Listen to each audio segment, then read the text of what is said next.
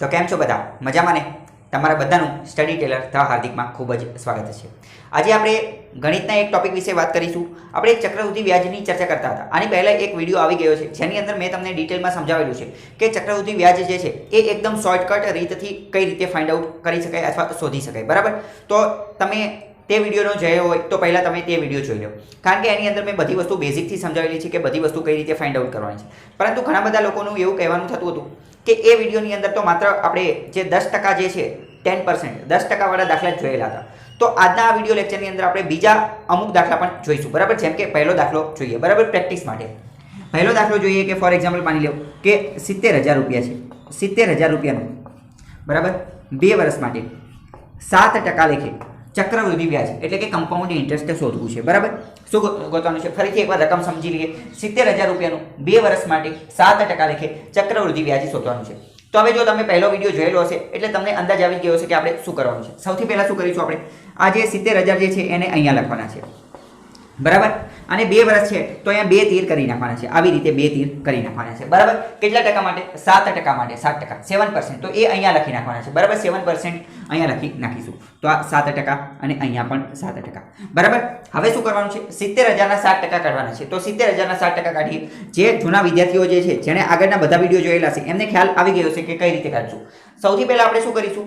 70,000 ના 1% કાઢીશું। તો 1% કઈ રીતે કાઢી શકાય એ જોઈએ। 1% કાઢવા માટે શું કરવાનું છે? 1% કાઢવા માટે આપણે છેલ્લા 2 અંક પછી પોઈન્ટ મૂકી દેવાનું છે, બરાબર। તો છેલ્લા 2 અંક, આ એકમ અને દશક, 2 અંક પછી પોઈન્ટ મૂકી દેવી તો 700.00 થાય। એટલે ટૂંકમાં કહીએ તો કેટલા બની જાય? 700 રૂપિયા બની જાય। કેટલા? 700 રૂપિયા બની જાય। પરંતુ આ તો આપણને 1% મળેલા છે। જો હવે 7% મેળવવું હોય તો શું કરવું પડે? તો 1 ને 7 વડે ગુણી દઈએ તો 7% થઈ જાય। તો એવી જ રીતે અહીંયા પણ 7 વડે ગુણવા પડે। તો 700 ને 7 વડે ગુણીએ તો 7 7 49, તો 4900, 4,900 રૂપિયા થઈ જાય। તો અહીંયા આપણે લખી નાખીશું 4,900। તો આપણને શું થઈ ગયું કે 70,000 ના 7% કેટલા? 4,900 રૂપિયા મળી ગયા છે। હવે આપણે શું કરીશું? 4,900 ના 7% કાઢીશું, બરાબર। 4,900 ના 7% કાઢીશું। તો હવે આપણે તે જોઈએ, બરાબર, કે 4,900 એના 7%, તો એની માટે પણ પહેલા આપણે શું કરીશું? 1% કાઢીશું। તો આના 1% કેટલા થશે? છેલ્લા 2 અંક પછી પોઈન્ટ, તો 49 થઈ જશે। 7% માટે શું કરીશું? તો ગુણ્યા 7, બરાબર। અને આ બાજુ પણ ગુણ્યા 7 કરીશું, અહીંયા 7% થઈ જશે અને અહીંયા પણ 7%, તો 49 ગુણ્યા 7, તો ગુણાકાર કરીએ, 9 7 63 થઈ જાય, 63 વધી 6, 7 ચોક 28, 28 અને 6 કેટલા થાય? બરાબર। તો 28 અને 2 30 અને 34, મતલબ કે 343 જવાબ આવશે। તો અહીંયા પણ આપણે મૂકી દઈએ 343, બરાબર। આટલી વસ્તુ તમને સમજાઈ ગઈ હશે। હવે જે જૂના વિદ્યાર્થીઓ હશે એને ખ્યાલ આવી ગયો હશે કે અહીંયા પણ ગુણાકાર કરવાનો છે અને અહીંયા પણ ગુણાકાર કરવાનો છે। કોના વડે ગુણાકાર કરવાનો, શા માટે કરવાનો, એ બધું મેં જૂના વિડીયોમાં સમજાવેલું છે, બરાબર। તો અહીંયા 2 વડે ગુણાકાર કરવો પડશે, અહીંયા 1 વડે ગુણાકાર કરવો પડશે। તો 4,900 ને 2 વડે ગુણાકાર કરીએ તો 0 0, 9 દુ 18 નો 8, વધી 1 4 દુ 8 અને 1 9, બરાબર। અને 343 માં તો 343, કારણ કે એક સાથે ગુણાકાર છે એટલે। હવે અહીંયા આપણને જે જવાબ મળશે આ આપણને શું મળશે? એ હંમેશા આપણને સાદું વ્યાજ મળશે। શું મળશે? હંમેશા સાદું વ્યાજ મળશે।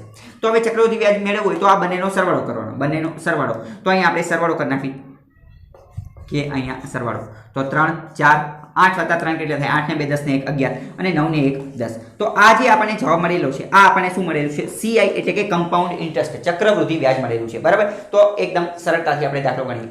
પરીક્ષામાં એવો દાખલો પણ પૂછાય કે 70,000 નું 2 વર્ષ માટે 7% લેખે ચક્રવૃદ્ધિ વ્યાજ અને સાદા વ્યાજનો તફાવત શોધો, બંનેનો તફાવત પણ પૂછાઈ શકે છે। તો એની માટે આ 10,143 માંથી 9,800 બાદ કરી નાખવાનું, કારણ કે મેં કીધું પહેલા જે હંમેશા આવશે, પહેલા બોક્સની અંદર જે આવશે એ હંમેશા શું હશે? સાદું વ્યાજ હશે, સિમ્પલ ઇન્ટરેસ્ટ, પહેલામાં સાદું વ્યાજ, બરાબર।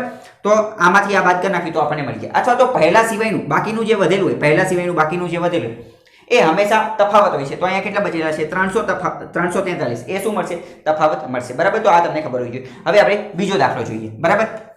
તો એ બીજો દાખલો છે કે 90,000 નું 4% લેખે 3 વર્ષનું આપણે સાદું ચક્રવૃદ્ધિ વ્યાજ શોધવાનું છે, બરાબર। 90,000 4% લેખે 3 વર્ષનું, બરાબર। કેટલા? 3 વર્ષનું ચક્રવૃદ્ધિ વ્યાજ શોધવાનું છે। CI compound interest find out કરવાનું છે, બરાબર। તો હવે ફરીથી આ જ મેથડનો આપણે ઉપયોગ કરીશું। 90,000 અહીંયા લખીશું, 90,000, પરંતુ જો અહીંયા 3 વર્ષ છે તો આપણે 3 તીર કરીશું। જેટલા વર્ષ માટે હોય એટલા તીર કરવાના છે, બરાબર। કેટલા ટકા છે? 4%, તો અહીંયા 4% લખી નાખીએ, અહીંયા પણ 4% અને અહીંયા પણ 4%। હવે શું કરવાનું છે? 90,000 ના 4% કાઢવાના છે। તો 90,000 ના 4% કાઢીએ, 90,000 ના 4%. 90,000 ને 1% છેલ્લા બે અંક પછી પોઈન્ટ મૂકીએ તો કેટલા બની જશે 900. આ 900 કેટલા 1% બની જશે. હવે 4% તો આનો 4 વડે ગુણાકાર, તો અહીંયા પણ 4 વડે ગુણાકાર, તો 9 ચોક 36 કેટલા થઈ જશે 3600 રૂપિયા બની જશે. તો એ આપણે ડાયરેક્ટ મૂકી દઈશું 3600. બરાબર 3600. હવે શું કરવું પડશે? હવે આપણે 3600 નું 4% લેખે 3600 ના 4% ફાઇન્ડ આઉટ કરવા પડશે. તો 3600 ના 4% ફાઇન્ડ આઉટ કરીએ તો 3600 ના પહેલા 1% કેટલા થાય? તો બે અંક પછી પોઈન્ટ એટલે 36 અને આને ગુણ્યા 4 કરી નાખવી, તો આ બાજુ પણ ગુણ્યા 4, તો 36 ગુણ્યા 4 તો 6 ચોક 24, 4 2 4 તરી 12 અને 2 14 કેટલા 144 જવાબ મળશે. તો અહીંયા પણ આપણે 144 લખી નાખીએ. હવે 144 ના 4% કાઢીએ તો 144 ના પહેલા 1% કાઢવા પડશે. તો 1% કેટલા થશે? મેં કીધું હતું છેલ્લા બે અંક પછી પોઈન્ટ મૂકી દેવાનો, તો આ અને આ, તો છેલ્લા બે અંક પછી પોઈન્ટ મૂકી તો 1.44 થઈ જાય. કેટલા 1.44 થઈ જાય. બરાબર. તો 4% માટે ગુણ્યા 4, તો અહીંયા 4% અને અહીંયા પણ ગુણ્યા 4.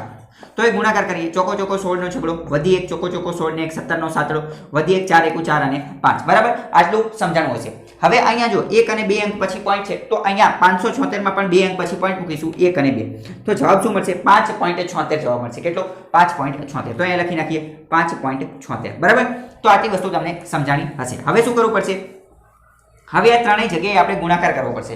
કોની વડે ગુણાકાર કરવાનો એ તમને ખ્યાલ જ હશે. 3 વર્ષ માટે હોય તો 3 3 1 વડે ગુણાકાર કરવાનો. અહીંયા 3 અને 1. 3 3 1 વડે શા માટે ગુણાકાર કરીએ છીએ એ પણ મેં તમને ગયા વિડીયોમાં શીખવાડેલું છે. 2 વર્ષ માટે હોય તો 2 અને 1, અને 3 વર્ષ માટે હોય તો 3 3 1. એ તમે યાદ રાખી શકો છો.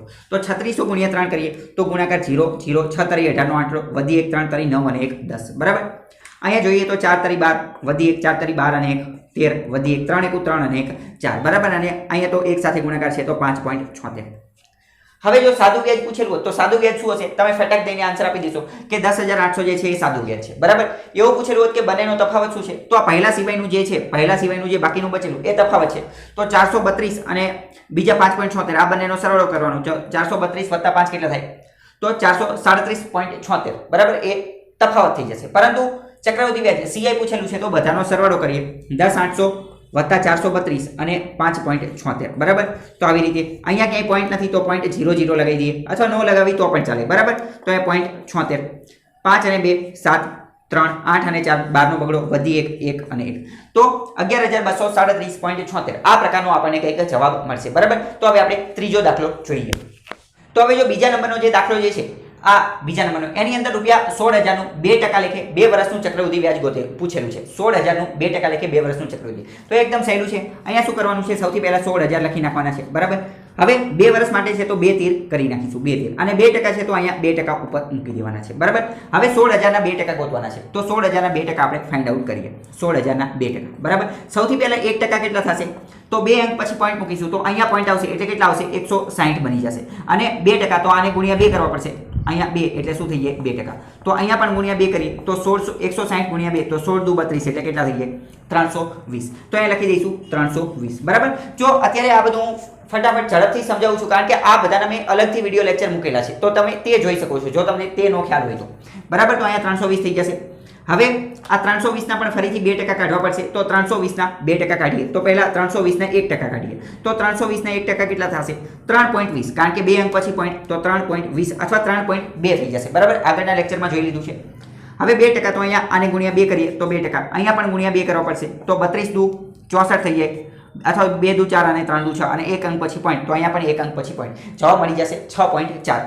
તો એ મૂકી દઈએ 6.4. અને જ્યારે 2 વર્ષ માટે પૂછેલું હોય તો અહીંયા 2 વડે ગુણાકાર કરવાનો અને અહીંયા 1 વડે ગુણાકાર કરવાનો. બરાબર.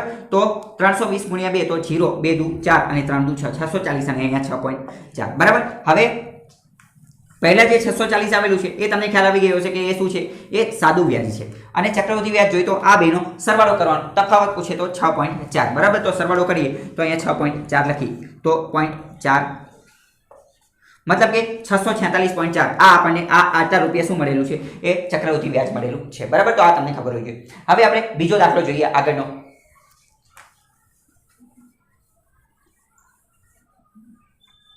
આગળનો એક જે બીજો દાખલો જે છે એની રકમ જોઈએ તો 22,000 નું 8% લેખે 2 વર્ષ માટેનું. બરાબર. 22,000 નું 8% લેખે 2 વર્ષનું આપણે ચક્રવૃદ્ધિ વ્યાજ ગોતવાનું છે. 22,000 નું 8% લેખે 2 વર્ષનું. બરાબર. તો અહીંયા 22,000 રૂપિયા લખી નાખી. 22,000. બરાબર. હવે બે વર્ષ છે તો 2 તીર કરી નાખીશું અને અહીંયા 8% અને અહીંયા પણ 8%. હવે 22,000 ના પહેલા 8% ગોતવા પડશે. તો 22,000 ના 8%. પહેલા 1% ગોતવી તો 1% છેલ્લા 2 અંક પછી પોઈન્ટ તો 220 રૂપિયા થઈ જશે. 220 રૂપિયા પર 8% તો ગુણ્યા 8 કરવા પડશે. તો અહીંયા પણ ગુણ્યા 8 કરીશું. તો 0 8 દુ 16 નો છગડો વધી 1 8 દુ 16 અને 1 17. તો 1760 રૂપિયા જવાબ આવશે. 1760. હવે શું કરવું પડશે? 1760 ના 8% ગોતવા પડશે. તો 1760 આના પહેલા 1% ગોતીએ તો શું આવશે? 2 અંક પછી પોઈન્ટ તો 17.6 આવશે. કારણ કે અથવા તો 17.60 આવશે. અને ગુણ્યા 8 કરીએ તો અહીંયા પણ ગુણ્યા 8 કરવા પડશે. તો આ 0 8 6 48 વધી 1 બરાબર. પછી 7 8 56 ને 1 57 વધી 5 8 1 8 8 ને 4 12 અને 1 13 બરાબર. અને 2 અંક પછી પોઈન્ટ છે તો અહીંયા પણ 2 અંક પછી પોઈન્ટ તો 137.8 આવશે અથવા 137.80 બરાબર. તો અહીંયા લખી નાખી 137.8 બરાબર. હવે અહીંયા 2 વડે ગુણાકાર કરવાનો આવશે અને અહીંયા 1 વડે ગુણાકાર કરવાનો આવશે. તો હવે ડાયરેક્ટ આપણે સરળતાથી જવાબ મેળવી શકીએ છીએ. 1760 નો 2 વડે ગુણાકાર કરીએ બરાબર. તો 0 6 દુ 12 નો બગડો વધી 1 7 દુ 14 ને 1 15 વધી 1 2 દુ 2 1 2 અને 1 3 બરાબર. અને અહીંયા 137.8 બરાબર. હવે આ શું આવેલું છે? એ પહેલા જે મળેલું છે એ સાદું વ્યાજ છે અને આ બંનેનો સરવાળો કરી નાખી એટલે ચક્રવૃદ્ધિ વ્યાજ. તફાવત પૂછે તો 137.8 આપણે સરવાળો કરી નાખી કારણ કે અહીંયા CI કમ્પાઉન્ડ ઇન્ટરેસ્ટ એટલે કે ચક્રવૃદ્ધિ વ્યાજ પૂછેલું. તો 0.8 7 3 અને 2 5 5 અને 1 6 અને 3 તો 3657.8 આ આપણો જવાબ આવી જશે બરાબર. તો આજ માટે આટલું રહેવા દઈએ અને આશા કરું છું કે ચક્રવૃદ્ધિ વ્યાજના ઘણા બધા દાખલા તમને સમજાણા છે. આગળ આપણે ચક્રવૃદ્ધિ વ્યાજને આગળ વધારીશું અને એના બીજા ડિટેલમાં દાખલા જોઈશું બરાબર. તો આજ માટે આટલું રહેવા દઈએ. બાકી કાલે મુલાકાત થશે. ત્યાં સુધી જોડાયેલા રહો સ્ટડી ટેલર ધ હાર્દિક સાથે.